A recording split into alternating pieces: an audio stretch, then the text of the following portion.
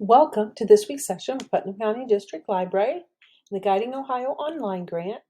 This week we're going to take a look at what is referred to as Incognito Mode in Google Chrome.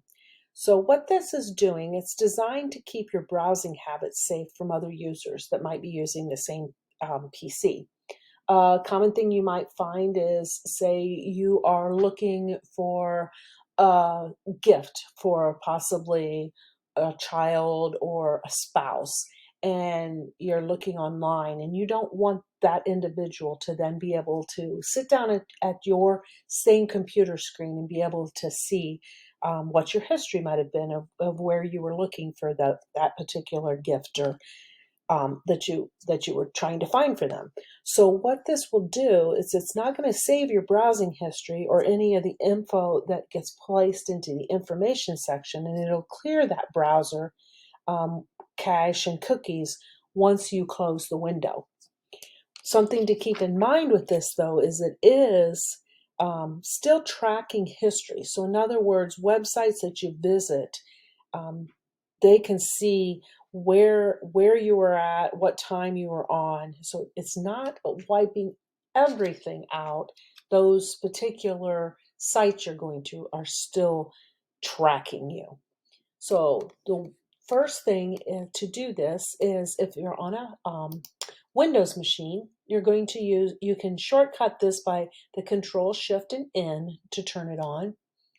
On a Mac computer, same thing, Shift, but this time it's Command N.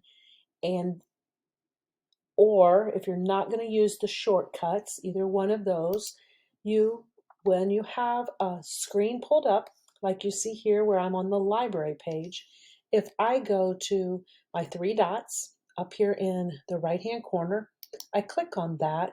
Notice the third option down is New Incognito Window.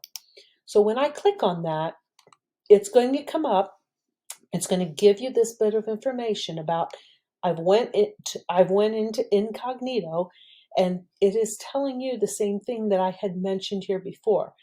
Chrome won't save the following information. So it's not going to save your browsing history. It's not going to save your cookies and your site data, and it's not going to save information that you entered into a forms. However, it is still visible to the sites you visit, and something to keep in mind is if you're doing something like this somewhere like on employer or school or your internet service provider, they do have tracking information that they could still see.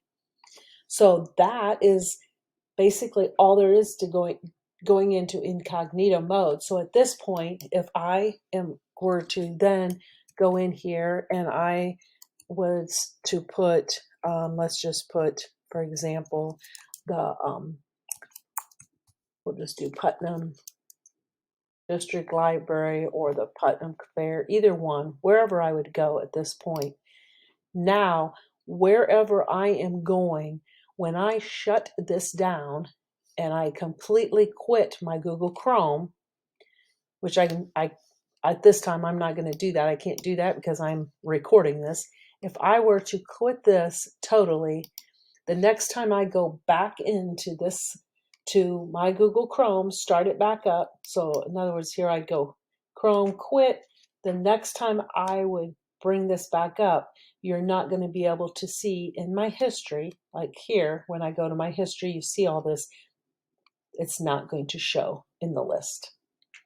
So that is the simple steps pretty much for how to go into incognito mode so that your searching history is not visible to the next person sitting down at your machine. Hope everyone has a great week, and we will see you next week.